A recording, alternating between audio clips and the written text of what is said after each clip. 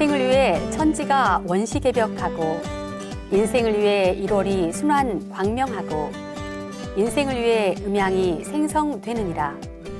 인생의 근본 원리에 대한 태모님 말씀인데요.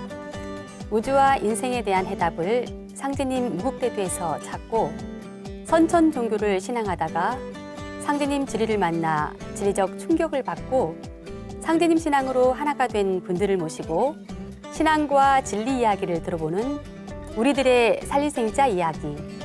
시청자 여러분도 진리를 만난 기쁨과 감동을 오늘도 함께 누려보시기 바랍니다.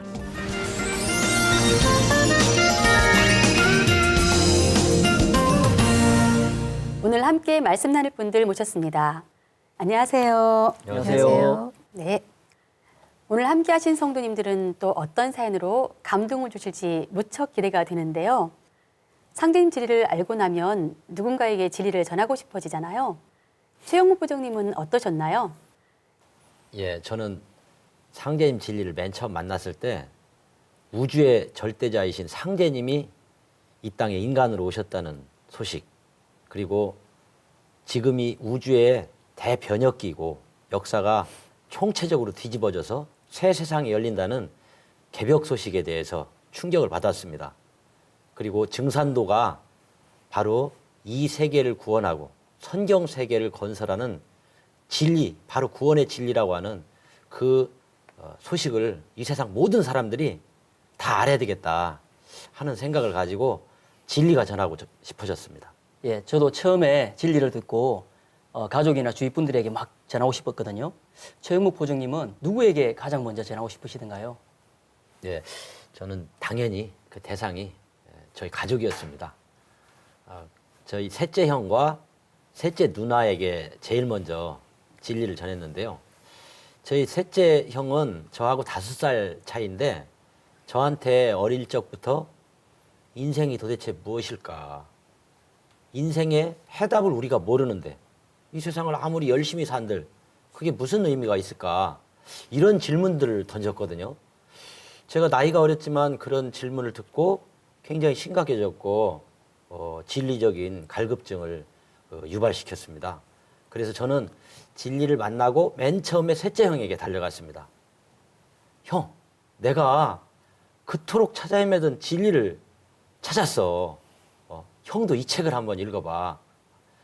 이 진리가 바로 그 진리야. 제가 이렇게 굉장히 설레는 마음, 상기된 마음을 가지고 전했는데 형은 나는 지금 돈도 벌어야 되고 굉장히 바빠. 나중에 시간 되면 나도 한번 공부를 하고 싶은데 그때 한번 얘기해보자. 이렇게 반응이 별로였어요. 의외인데요. 예. 형이 이렇게 먼저 진리에 대한 궁금증을 평소에 네. 이야기를 했기 때문에 우리는 이제 예. 그렇게 되면 바로 받아들일 거라고 완전 생각했는데요. 예상 밖이었거든요. 네. 네. 그래서 저는 이번에 이제 셋째 누나한테 또 찾아갔습니다. 셋째 누나가 당시 그 교사였었는데 제가 찾아가서 마음이 여리고 착하기 때문에 내가 심각하게 간절하게 얘기하면은 받아들이겠지 이런 기대를 가지고 또 찾아갔는데 네. 셋째 누나가 그 책 놔두고 가. 시간 나면 한번 읽어볼게. 네. 시큰둥했군요. 네. 굉장히 시큰둥한 거예요. 그래도 기대를 가지고 한 6개월 동안 계속 찾아가서 여러 권의 책을 전했습니다. 근데 어느 날 가보니까 제가 전해준 책이 없어진 거예요. 깜짝 놀랐죠. 책 어디 갔어? 그 책 버렸어? 이렇게 물어보니까 누나가 그 책 동생이 가져갔어. 이렇게 얘기를 하는 거예요.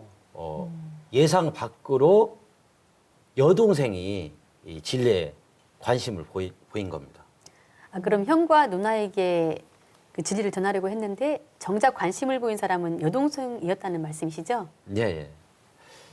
제 여동생이 당시 그 고등학교 졸업하고 대입을 준비하느라고 큰 누님 댁 가고 셋째 누님 댁을 이렇게 왔다 갔다 하고 있었는데 저하고 셋째 누나하고 얘기할 때는 별로 관심이 없는 듯이 뒤에서 이렇게 시침이 떼고 있었는데 나중에 알고 보니까 굉장히 열심히 경청을 하고 있었던 거죠.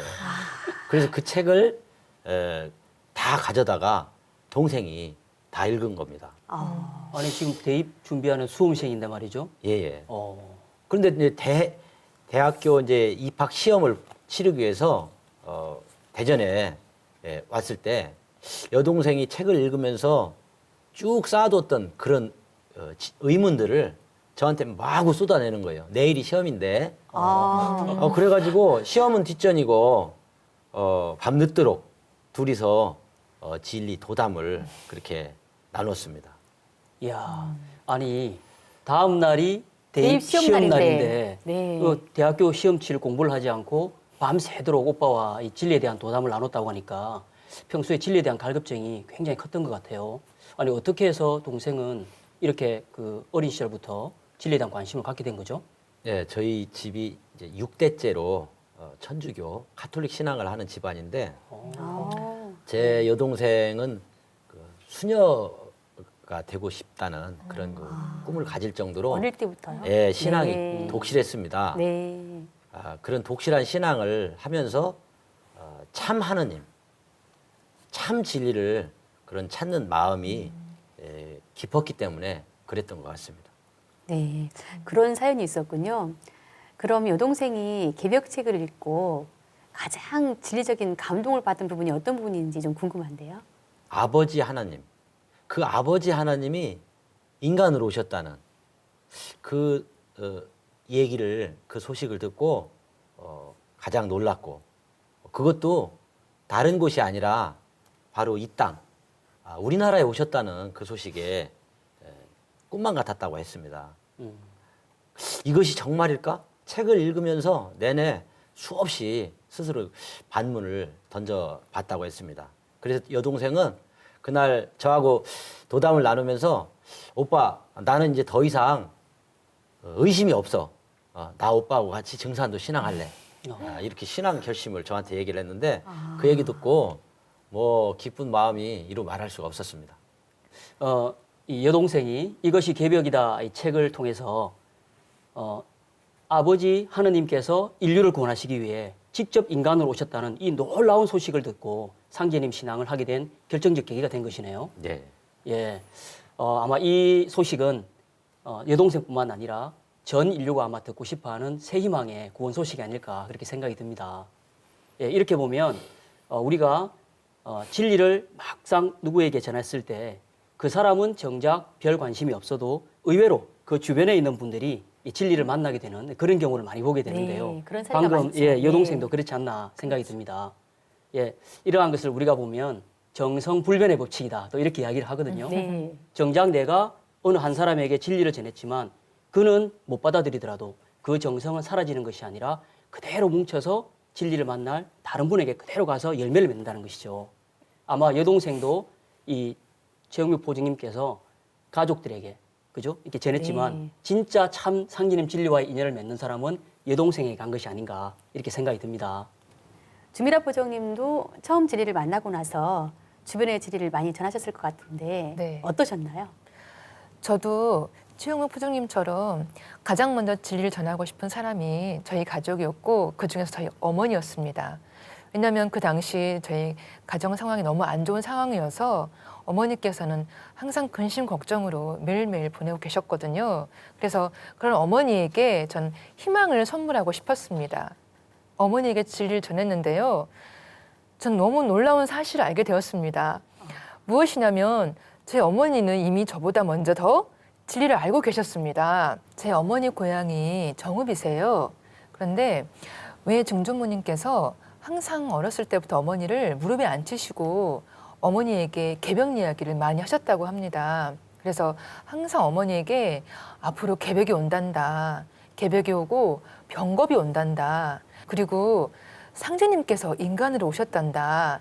그 상제님께서 정읍 칠보에서 후천 성경을 여시기 위해 천지공사를 보셨단다. 이런 말씀들을 늘상 해주셨다고 하셨습니다.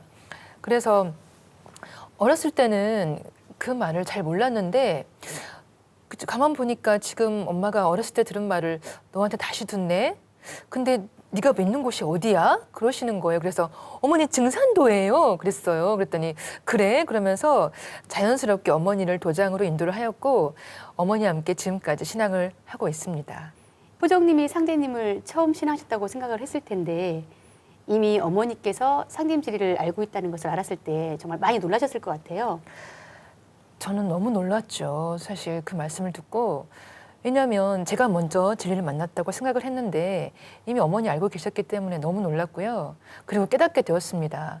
아, 내가 상대님 진리를 만나게 된 인연은 바로 도전 말씀에 있는 상대님 말씀처럼 설령신이 짱짱해야 나를 믿게 되나니 설령신을 잘 모시고 잘 대접하라.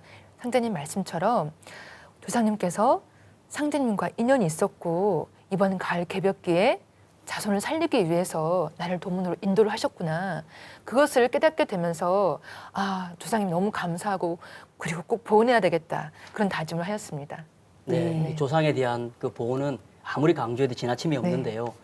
아마 그러한 조상님의 힘으로 가족이 한 마음 한 뜻으로 이렇게 신앙한다는 것은 가장 큰 축복이 아닌가 이렇게 생각이 듭니다. 그렇습니다. 네, 상제님께서도 너희에게는 설령이 하느님이니라 이런 네. 말씀도 하셨잖아요. 네. 네, 지금까지 가족을 진리로 인도한 살리생자 이야기에 대해 말씀 나눠봤는데요. 이 외에도 상생을 실천한 사례가 정말 많을 것 같습니다. 누가 먼저 소개 좀 해주시겠어요? 예, 제가 먼저 소개하고 싶은데요. 네.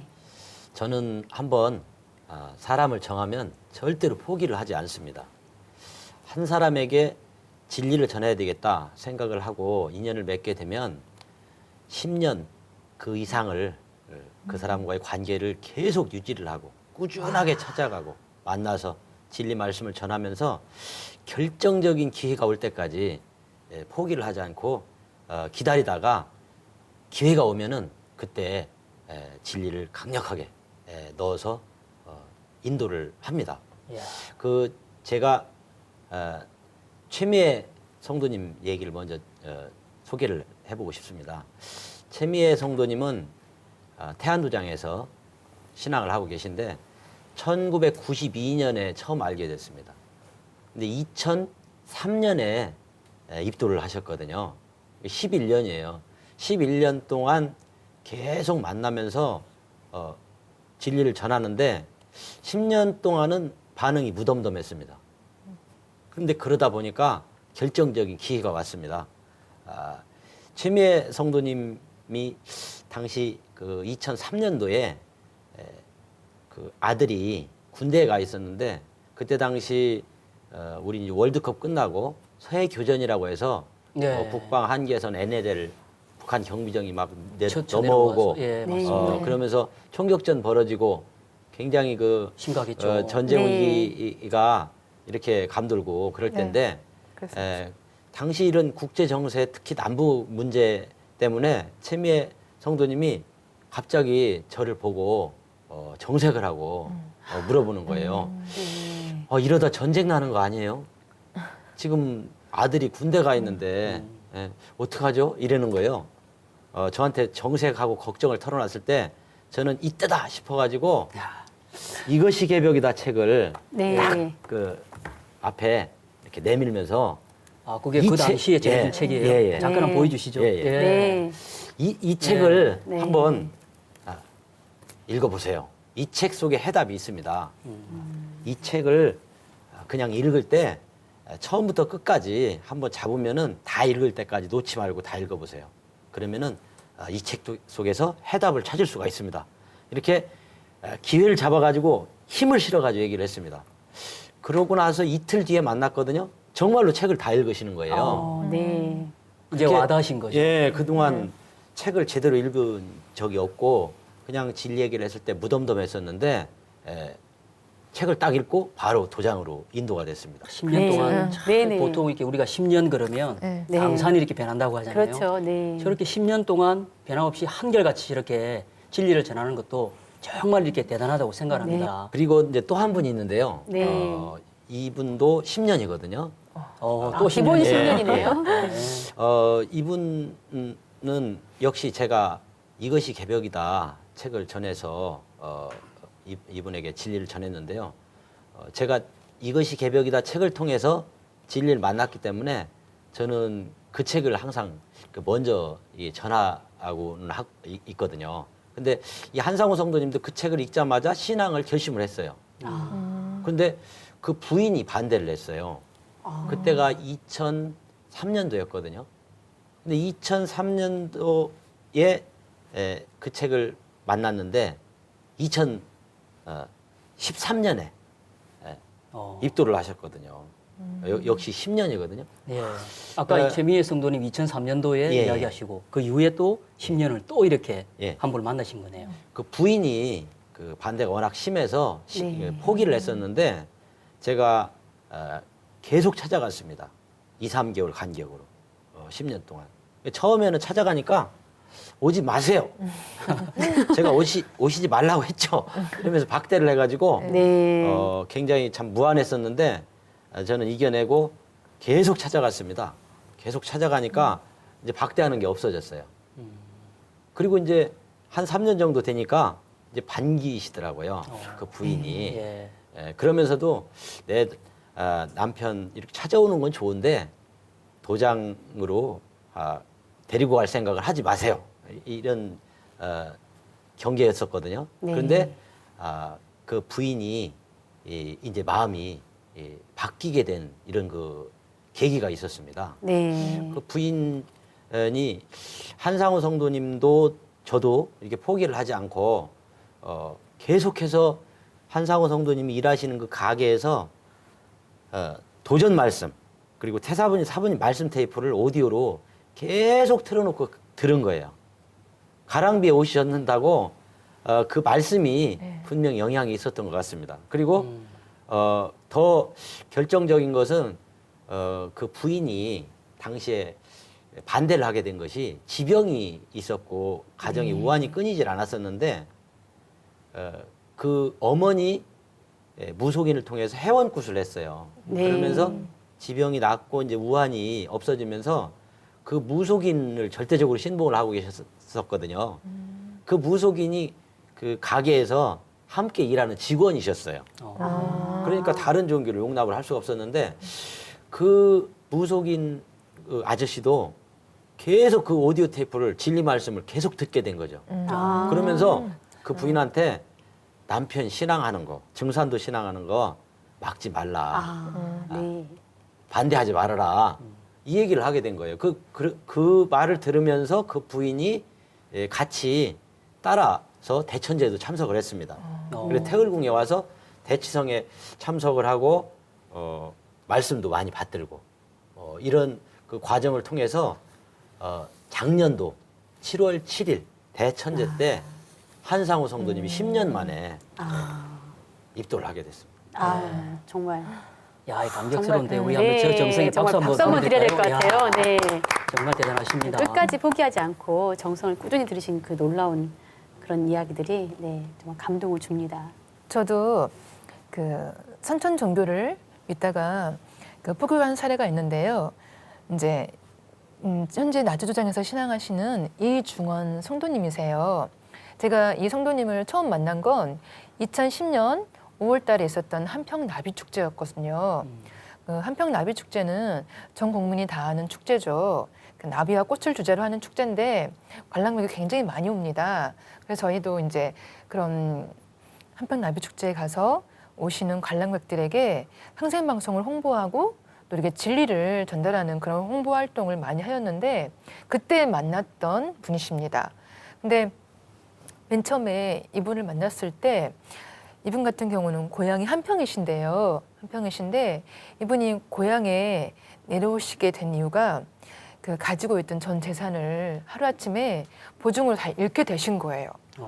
그래서 이제 한마디로 오갈 데가 없으신 거죠. 그래서 네. 그래 고향에 내려가서 부모님 산소나 이렇게 돌보면서 살아야 되겠다 내려오셨는데 이분이 천주교 신앙을 하셨어도 조상님 제사를 굉장히 극진히 모시고 계셨거든요. 그래서 이제 고향에 내려와서 내가 고향에 무슨 봉사할 게 없을까 이렇게 생각하시다가 한평에서 이제 문화해설사를 하게 되셨다고 합니다. 그러면서 이제 축제 현장에서 그렇게 봉사활동을 하고 계시다가 제가 이제 천지성공이라는 책을 이렇게 드렸고 그분이 그걸 가지고 가셔서 보게 되셨고 그러면서 이제 신앙으로 인도가 되어서 이제 2010년에 진리를 만나고 2011년에 겨울에 입도를 하게 되었습니다. 아, 그러면 그 가족분들이 네, 전부 천주교를 신앙할 정도면 네, 처음에 상대님 진리를 받아들이기가 절대 쉽지 않았을 것 같은데요. 당연히 그러시죠. 네.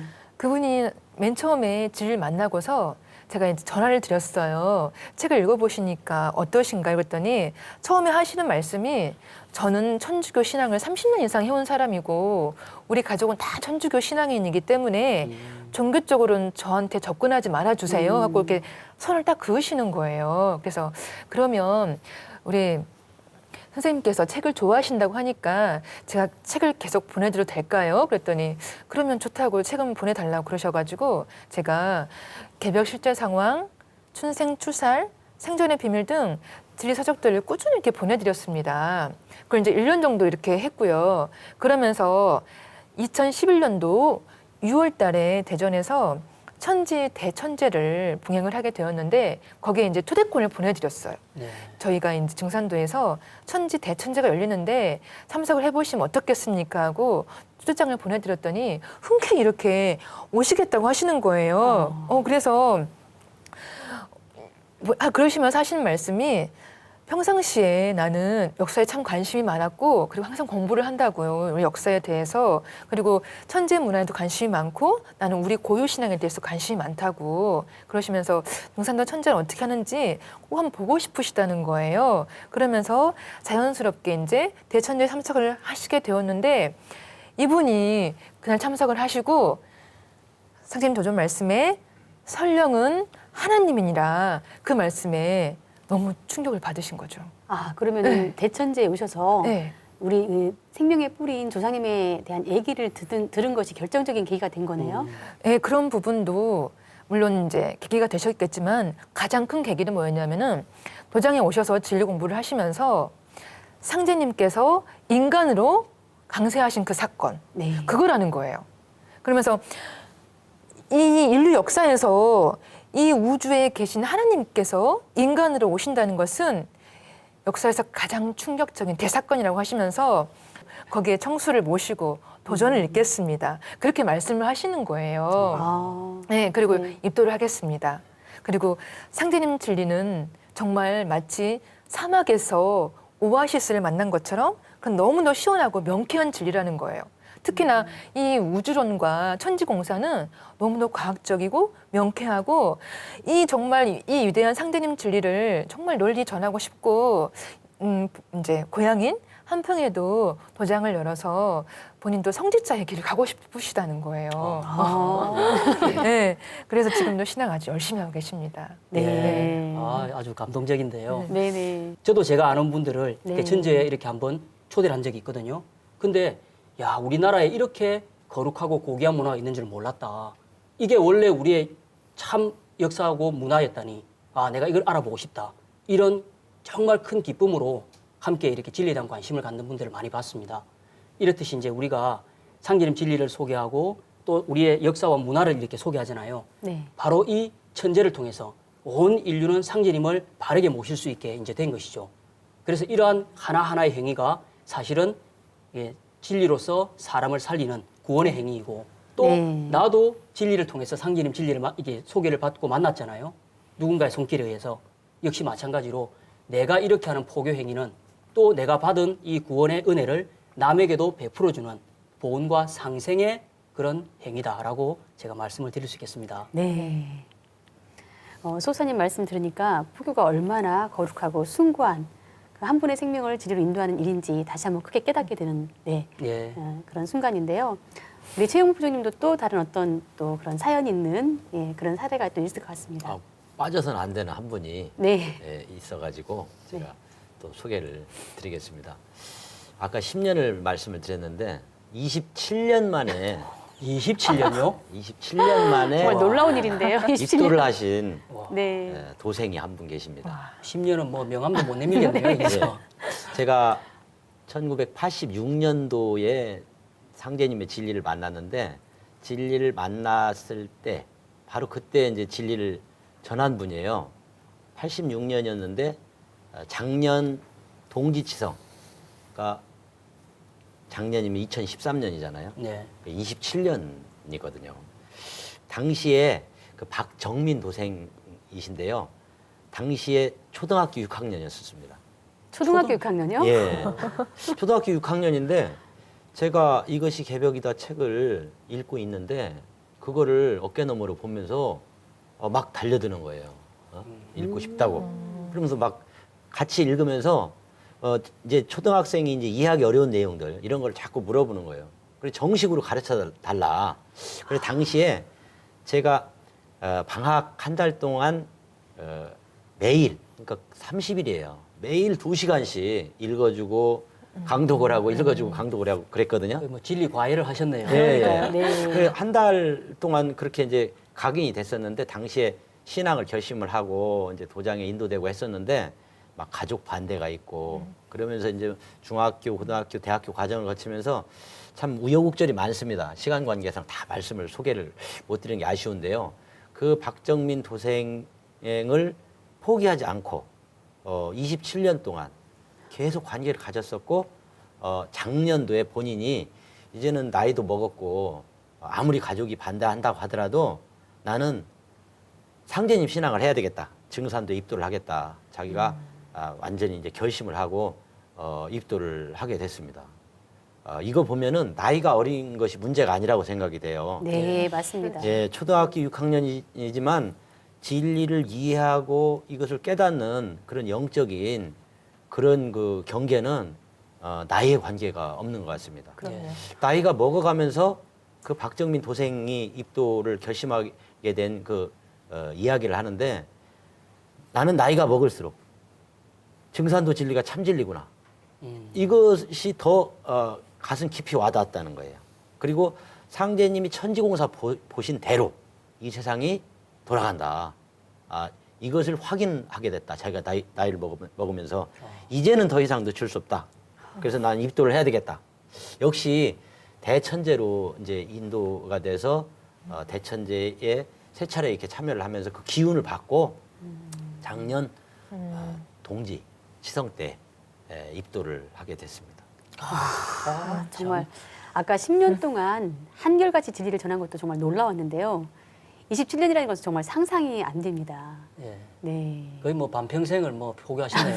예, 그런데 예. 저는 이렇게 정성을 10년이고 20년이고 드리는 것은 한번 진리 말씀이 들어가서 그 말씀의 생명이 우리 영혼 속에, 마음 속에, 뼈 속에 이렇게 각인이 된다고 생각을 합니다. 그 각인이 된 것이 없어지질 않습니다. 그렇죠. 우리가 포기를 해서 그렇지. 예. 그래서 한번 어떤 도생을 정하면은 끝까지 하다 보면은 천상의 조상님의 기도가 같이 합쳐져 가지고 그 원력이 축적된 것이 나의 정성과 그 사람의 어떤 이런 진리 인연이 어떤 계기를 만들어내고 반드시 이렇게 상제님 신앙으로 입도로 이렇게 이어질 수 있다고 생각을 합니다. 그리고 정성을 들이는 만큼 그 사람은 더 많은 사람을 네. 저는 살린다는 것을 또 확인을 하거든요. 아까 말했던 최미애 성도님 그리고 한상우 성도님 그다음에 박정민 성도님 이런 분들이 주변 분들한테 많은 사람들한테 진리를 전하고 지금 함께 신앙하는 분들이 많거든요. 그러니까 공을 들인 기간 곱하기 해서 이런 살릴생자의 열매가 맺어지는 것 같습니다. 네. 네. 정말 그 포정님들이 어떻게 보면 한 세대잖아요. 30년 가까운 세월을 정말 한결같이 이렇게 일심 어린 마음으로 한 분 한 분 상님 진리로 인도한 살리생자 이야기를 함께 나눠봤는데요. 이번에는 우리 주미라 포정님께서 나주에 도장을 여셨지 않습니까? 네. 그 얘기도 좀 들려주시겠어요? 2004년 5월에 종도사님께서 광주에 순방을 오셔서 도움 말씀을 내려주셨는데 도움 말씀 중간에 반드시 나주에 도장을 개창해라 이렇게 말씀하셨습니다. 나주 지역은 예로부터 역사 문화의 도시이고 그리고 지리적으로나 역사적으로 중요한 지역이기 때문에 꼭 도장이 있어야 한다. 그래서 꼭 도장을 개창을 해라. 이렇게 말씀을 내려주셔서 속으로 그렇구나.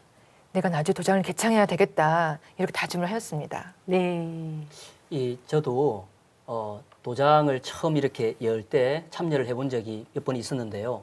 새로 개척을 한다는 게 참 쉽지만은 않거든요. 그렇죠. 그럼 어떤 과정을 통해서 이렇게 그 개척을 하시게 된 건가요? 중로사님께서 다녀가시고 난 후에 도장 개창팀이 만들어져서 나주 지역에 가서 매일매일 이렇게 홍보 활동을 하였습니다. 그러다가 이제 예기치 않은 사건이 하나 있었는데요. 그날은 이제 비가 오는 날이었어요. 비가 오는 날이었는데 차가 이제 신호 대기 상태로 서 있었는데 그 신호 대기 상태가 언덕 아래에 있는 지역이었어요. 그래서 그냥 비가 상당히 좀 많이 내렸었는데 그래서 이렇게 저는 이제 운전석이 아닌 조수석에 앉아 있었는데 그 앞을 이렇게 멍하니 보고 있었죠. 근데 갑자기 쾅 하는 소리만 들리면서 제가 순간 기절한 거예요. 왜냐면은 그 뒤에 오는 차가 너무 이렇게 과속으로 오다 보니까 차 뒤 트렁크를 받으면서 그게 밀려 들어오면서 제가 앉아 있었던 조수석이 네. 앞 본네트까지 밀려 들어간 거예요. 그러면서 이렇게 그 충격으로 안전벨트를 메고 있었는데도요. 네. 충격으로 머리가 그 앞에 유리창을 받은 거예요. 어, 그러면서 순간 이렇게 정신을 잃은 거죠. 엄청나게 큰 사고였네요. 눈을 떴는데 병원 응급실에 누워 있었어요, 제가요. 그 순간 어떤 생각이 드냐면은 내 몸. 어디 다친 데 없을까? 그러면서 그 순간에? 네, 막 이렇게 만져봤는데 너무 신기하게도 머리카락 하나 다치지 않은 거예요. 이야, 완전 정말 네. 기적인데요. 네. 네. 그래서 그러고 나서 이제 며칠 쉬었다가 이제 차를 맡긴 정비소에 가봤는데 차에 뭐라고 적혀 있냐면은 식물 인간 이렇게 적혀 있는 거예요. 왜냐면은 차가 너무 이렇게 사고로 인해서 너무 찌그러져가지고 이 차는 폐차를 시켜야 된다는 거죠. 탈 수가 없다는 살았으면 거죠. 사람은 아마 네. 그 정도 됐을 것이다. 그러면서 이 차에 실린 사람이 분명히 응급실에 실려갔다고 들었는데 이 정도 차가 이렇게 찌그러져 있으면은 이거는 식물 인간이다. 그래가지고 식물 인간께서 적어놓은 거예요. 그래서 거기 탄 사람이 저라고 제가 이 차에 탔었던 사람이라고 그랬더니 놀라면서 이렇게 보면서 어떻게 그럴 수가 있냐고 어떻게 이렇게 다치지도 않고 멀쩡하게 그렇게 이렇게 걸어 다닐 수가 있냐면서 오히려 그 사람들이 저희 보고 기적이라고 하는 거예요. 예. 이제 도장을 개창하기 위해서 그 매일매일 태율주를 그 3,000쪽씩을 읽고 다녔어요. 그리고 사고가 난 순간에도 태율주를 읽고 있었는데 태율주를 읽게 되면은 태율주는 나를 지켜주는 보호막이 되어서 그 어떤 상황에서도 우리를 지켜줘요. 그래서 그 정말로 나의 소원을 이룰 수 있는 가장 강력한 주문, 태율주고 나를 보호해주는 주문입니다. 그래서 항상 저희 이제 용산도 신앙인들은 태율주를 읽고 다니잖아요. 네. 또 마찬가지로 그 정말 그 지역에 도장은 문을 여는 일인데 얼마나 중요한 일이에요. 그 중요한 일을 하면서 태율주를 안 읽을 수가 없잖아요. 그래서 매일매일 3,000독을 읽었는데 그 사고가 난 순간에도 그 태율주의 그 신권으로서 바로 다치지 않고 저를 보호해 줄 수 있었다고 저는 생각을 합니다. 네. 이 방금 이 태율주에 대한 어떻게 보면 이렇게 체험 사례를 너무나 이렇게 생생하게 들려주셨는데요. 네. 이 무궁무궁 태율주라는 말을 정말 실감을 할 수 있는 그런 부분이었네요. 아마도 저렇게 도장을 개창하는 아주 이렇게 중요하고 소중한 이런 일을 하려다 보니까 아마 먼저 그러한 기운이 방해하는 어떤 그러한 기운으로 온 것이 아닌가. 우리가 이렇게 호사다마라는 이렇게 말이 있잖아요. 그래서 좋은 일에는 먼저 마가 낀다 하는 이제 그런 말이 있는데요. 태상 종도사님께서도 도고 10장이면 마고 10장이고 도고 100장이면 마고 100장이다. 또 이런 말씀도 해주셨어요. 도를 닦는 데 있어서 나의 신법이 열로 이렇게 높아지면 또 그것을 방해하려고 하는 또 기운도 열로 이렇게 함께 온다는 거죠. 그리고 그것을 극복하고 이겨내면 나의 어떤 이런 신법이 100으로 이렇게 성숙을 하면 역시 마찬가지로 그걸 또 이렇게 흔들어 놓고 방해하려는 기운이 100으로 온다. 근데 이러한 것은 나를 좌절시키려고 하는 것이 아니라 내가 그러한 시련이나 어려움을 극복해서 더 크게 성숙하기 위한 과정으로서 오는 거라고 볼 수 있습니다. 그렇습니다. 네. 사실 그 사고가 난 이후로요. 그 전화 예복이 되어서 도장 개창이 일사천리로 진행이 되게 되었어요. 네. 그러니까 이제 딸이 죽을 목숨까지 가게 된 거잖아요. 그래서 사실 도장 개창을 하게 되려면은 금전적으로 수요되는 부분이 좀 있습니다. 그렇죠. 예. 그런데 이제 이 딸이 갑자기 이렇게 큰 대형 사고를 당하게 보니까 어머니께 놀라셔가지고 뛰어오신 거예요. 그러시면서 근데 딸이 너무 멀쩡하니까 어머니께서 그때서 이렇게 깨달으시면서 네 목숨을 상제님과 조상님께서 살려주셨구나 그러시면서 그동안 이렇게 관망만 하고 계셨던 어머니께서 엄마가 도와주마 하면서 적극적으로 지원을 해주시겠다고 안 그렇게 적극적인 했어요. 지원을 해주시겠다고 하시는 거예요. 어머니가 마음을 돌리시고 정성수행을 하시면서 굉장히 많은 일들이 일어나게 됐는데요. 사실 저희 어머니는 가정주부시고 이제 아버지가 생활비를 주시면 그걸로 이제 생활을 하신단 말이에요. 근데 저희 아버지가 뭐 그 당시에 사업이 어려웠으니까 어머니께 생활비 많이 주시는 것도 아니고 그러는데 어머니가 이제 기도를 하시는 거예요. 이제 상제님과 조상님께 기도를 하시는 거죠. 그러는데 갑자기 아버지께서 큰 돈을 막 어머니 갖다 주시는 거예요. 아. 네, 그래서 어머니께서 전화를 하시는 거예요. 미라야, 아빠가 돈 갖다 줬어. 그러시는 거예요. 그래서 어머니 얼른 붙이세요. 얼른 붙이세요. 그래서 어머니가 알았어. 그러면서 밤에 아버지 저기 거실에 계시는데 아버지가 이제 부엌에서 오실까봐 이렇게 폰뱅킹으로 금액을 이렇게 누르시면서 이렇게 보내시는 거죠. 보냈어. 그러시는 거예요. 그러면서 보내면 또 이렇게 생기고 또 계속 그러면서 도장계창이 이렇게 자연적으로 무사하게 끌려질 수가 있었고 어머니께서는 이렇게 딸이 상제님 이렇게 신앙에서 크게 잘 되기를 항상 기도해 주세요. 네. 그래서 네가 어렵지만 큰일을 하니까 엄마가 뒤에서 좀 뒷받침을 해주고 싶구나 이런 말씀을 해주셨고 지금도 어머니는 저에게 가장 신앙의 그 동반자이면서 그리고 가장 저의 든든한 지원자이십니다. 상제님 도전 말씀 중에 시 속에 화복이라 이르나니 이는 복보다 화가 먼저 이름을 말함이로다. 이르는 화를 잘 견디어 받으면 복이 이어서 이르느니라 하시는 상제님 말씀이 있잖아요. 네. 그래서 저는 그 말씀을 너무나 이렇게 체험하게 된 소중한 경험이었잖아요. 그래서 네. 그 이후로 아무리 저에게 어렵고 힘든 시련이 와도 아 상제님께서 나에게 복을 얼마나 주시려고 이런 시련을 주실까 하면서 네. 잘 참고 지금까지 신앙하고 있습니다. 두 분 말씀을 들어보니까요. 그 상제님 손금 말씀이 하나 떠오릅니다. 유지자 사경성이라. 뜻 있는 자는 한 번 뜻을 세우면 평생을 일관하여 필경에는 성취한다는 말씀이 있는데요. 정말 두 분 포종님의 정성에 하늘이 감동하고 또 조상님들이 정말 그 어떤 기도에 함께 감흥하셔서 보이지 않는 손길로 이렇게 도와주신 것이 아닌가 이런 생각이 듭니다. 네. 네, 지금까지 두 분의 살리생자 이야기에 대해 함께 얘기 나눠봤는데요. 네, 마지막으로 어떤 신앙의 계획이나 또 하실 말씀 있으면 간단히 부탁드리겠습니다. 제가 먼저 말씀을 드리겠습니다. 제가 상제님 신앙하면서 인생의 좌우명으로 삼고 있는 성구가 있습니다. 네, 8편 100장에 있는 상제님 말씀인데요. 제가 말씀을 먼저 읽고 이제 말씀을 드리도록 하겠습니다. 사지 당왕이 제어천지요 필부 제어인이라 연이나 무인이면 무천지고로 천지생인하여 용인하나니 이 인생으로 불참어 천지용인지시면 하가왈 인생화 일이 흥황하게 되면 천지에 달려 있는 것이요 반드시 사람에게만 달려 있는 것은 아니니라. 그러나 사람이 없으면 천지도 또한 없는 것과 같으므로 천지에서 사람을 내서 사람을 쓰나니 천지에서 사람을 쓰는 이때에 참여하지 않는다면 그것을 어찌 인생이라 할 수 있겠느냐.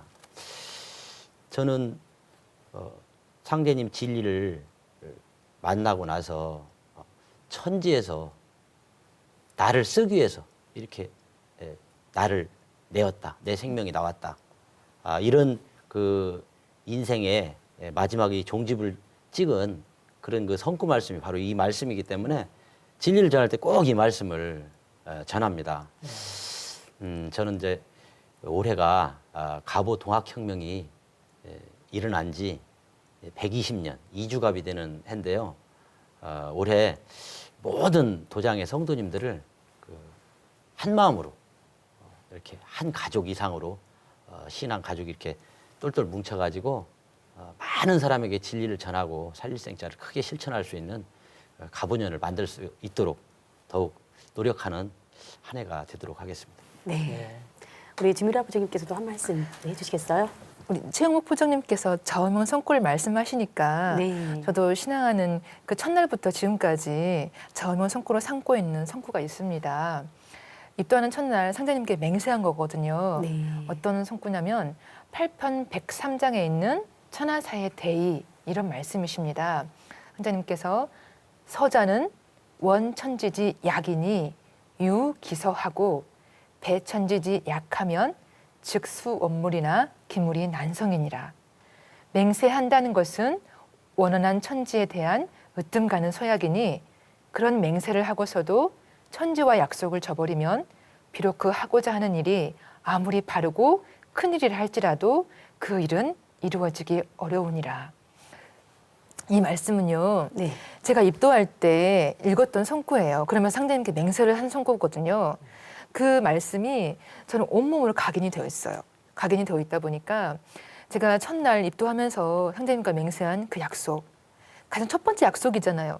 그러니 세상에 나와 있는 그 어떤 약속보다 가장 중요하잖아요. 그래서 상대님 신앙을 하면서 참 여러 가지 우여곡절도 있지만요.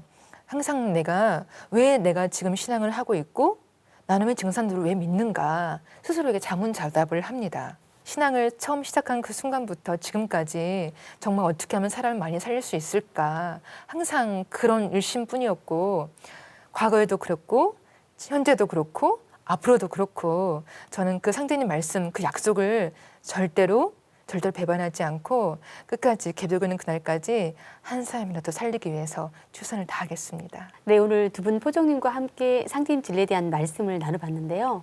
정말 두 분의 말씀을 들으면서 상대님께서는 한 사람의 생명을 상대님의 진리의 세계로 인도하기 위해서 3번은 권하여 보아라 하신 말씀이 있는데요. 정말 그 한 분 한 분의 소중한 생명을 이 살린생자 이야기로 살리기 위한 그 정말 간절함이 얼마나 큰지 네, 정말 깊은 감동을 받는 시간이 되었습니다. 네. 그런데 송영대 소사님 네. 어디에 다녀오셨다고 들었거든요. 아, 예. 제가 전라도 순천을 좀 다녀왔습니다. 아, 순천이요? 예. 순천 조례도장에서 신앙하고 계시는 네. 오판근 성도님을 제가 만나보고 왔는데요. 제가 오 성도님을 만나고 너무나 이게 감동을 많이 받았습니다.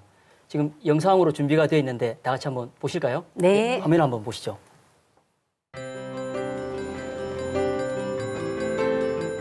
안녕하세요. 우리들의 살일생자 이야기 송영대입니다.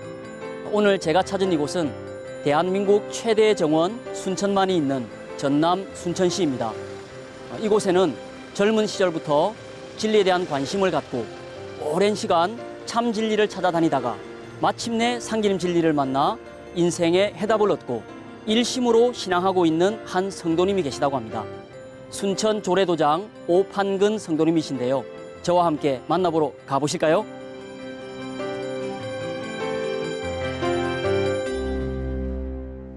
오판근 성도님 반갑습니다. 예, 비자 반갑습니다. 예, 간단히 본인 소개 좀 부탁드리겠습니다. 저는 순천 조례도장에 신앙하고 있는 오판근입니다.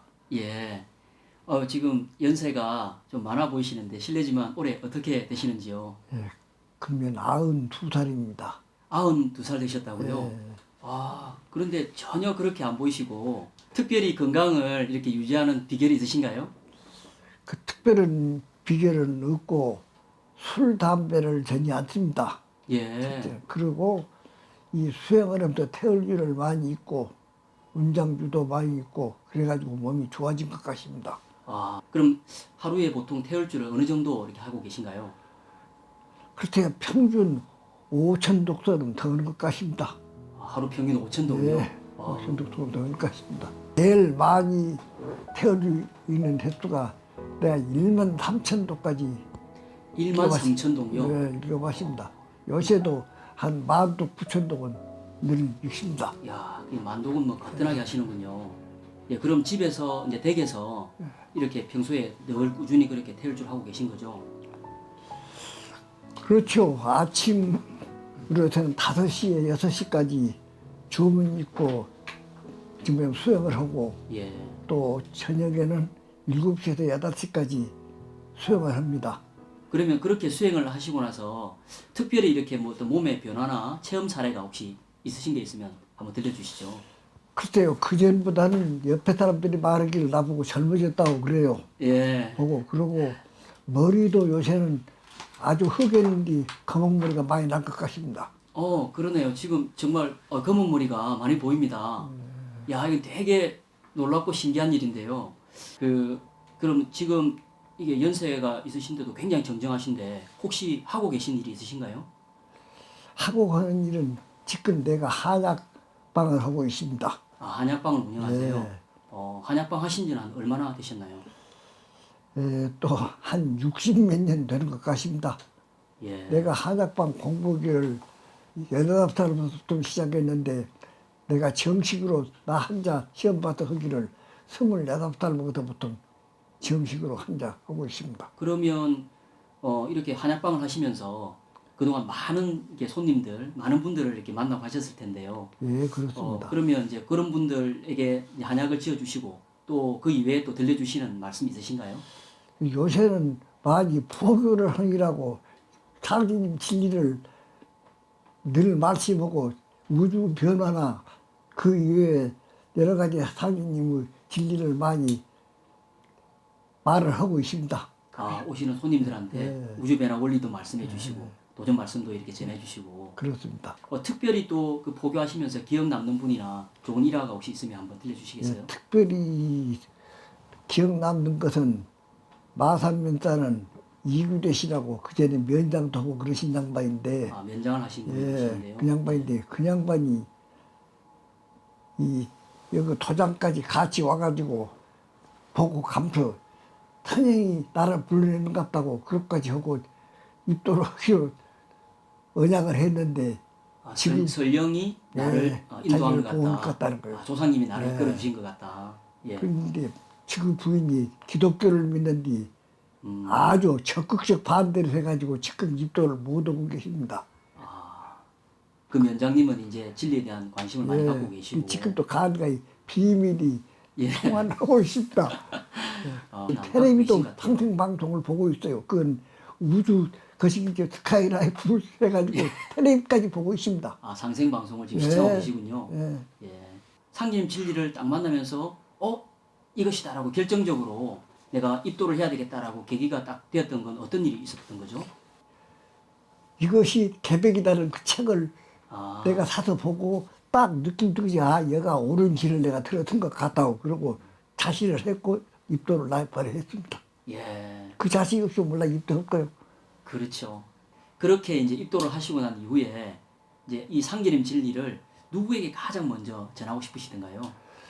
그냥 아들들하고 손자들한테 전하고 싶은 것이 당연하지요. 예, 자제분들한테. 예. 그런데 다 말을 안 듣고 막둥이 내외가 들어서 입도를 하고 또 여섯째 그 매너려고 아들 형제 그 손자 형제 것들과 입도해가지고 지금 시성지 이렇게 됩니다. 본래가 상제님의 제자 밑이 그 밑이 제자한테서 나보단 모님 헐떡 거기서 질산도 공부를 했는데 내가 이걸 입도하고 보니까 그거는 정토이 아닌 것 같아서 내가 그거는 정토이 아닌 게 내원 나를 따라와 그래가지고 내가 요리 입도를 시켰습니다. 앞으로 또 소망이 있으시다면요? 예, 약방에 오시는 손님들 늘 만나는 대로 열심히 포교를 해서 더 많이 도장에 들어오게 만들고 싶습니다. 예. 그리고 좋습니다. 예.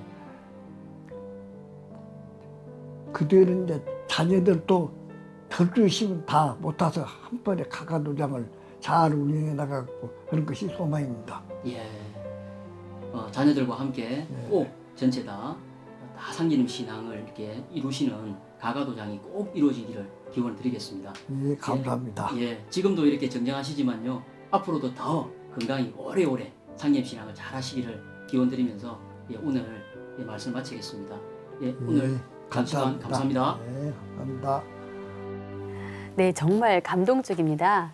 네, 저도 오판구 성도님을 좀 아는데요. 네. 저렇게 연세가 있으신 나이에도 불구하고 그 가족들을 상심 도문으로 인도해서 저런 가가도장을 멋지게 이루고 사시는 모습이 또 다른 어떤 그 또 마음에 감동을 주는 네, 그런 일인 것 같습니다.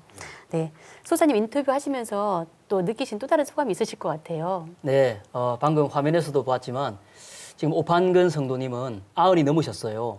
그런데 저렇게 90이 넘으셨지만 너무 이렇게 정정하시고 아직도 진리에 대한 열정으로 저렇게 이렇게 신앙을 일심으로 하고 계시다는 어떤 그런 모습에 정말 큰 감동을 이렇게 받았습니다. 그리고 이제 그 가족들을 다 상제님 도문으로 인도를 했잖아요. 아들, 그리고 며느리, 손자까지. 그래서 야, 이렇게 열정만 있으면 나이와 상관없이 저렇게 언제든지 또는 누구라도 포기할 수 있구나 라는 어떤 그런 모습을 통해서 이 젊은 사람으로서 또 좀 부끄러움을 많이 안고 왔습니다. 오늘 바쁘신 가운데도 장시간 소중한 말씀 정말 기쁜 감사드립니다.